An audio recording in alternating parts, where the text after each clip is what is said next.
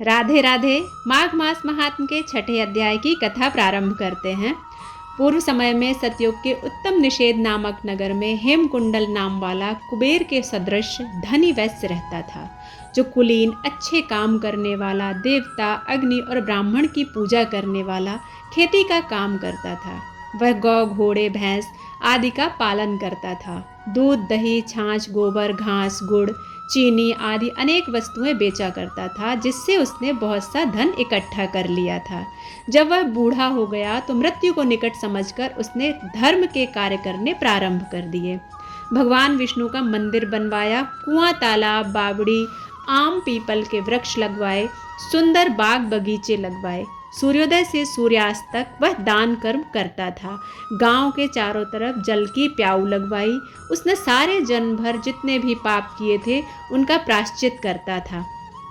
इस प्रकार उसके 2 पुत्र उत्पन्न हुए, जिनका नाम उसने कुंडल और विकुंडल रखा। जब दोनों लड़के युवावस्था के हुए तो हेमकुंडल वैश्य गृहस्थी का सब कार्य सौंपकर तपस्या के निमित्त वन को चला गया और वहां विष्णु की आराधना में शरीर को सुखाकर अंत में विष्णु लोक को प्राप्त हुआ। उसके दोनों पुत्र लक्ष्मी के मद को प्राप्त होकर बुरे कार्यों में लग गए।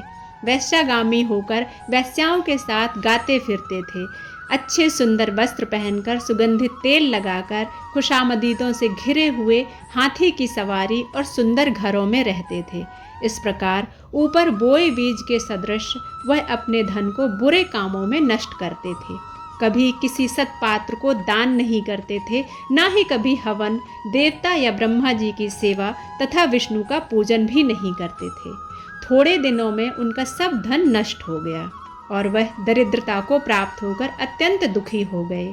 उनके भाई जन, सेवक, उपजीवी सब उनको छोड़कर चले गए।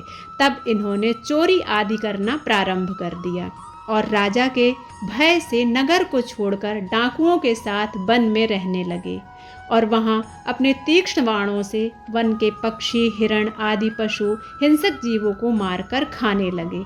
एक समय इनमें से एक पर्वत पर गया, जिसको सिंह मारकर खा गया, और दूसरा वन को गया, जो काले सर्प के डसने से मर गया।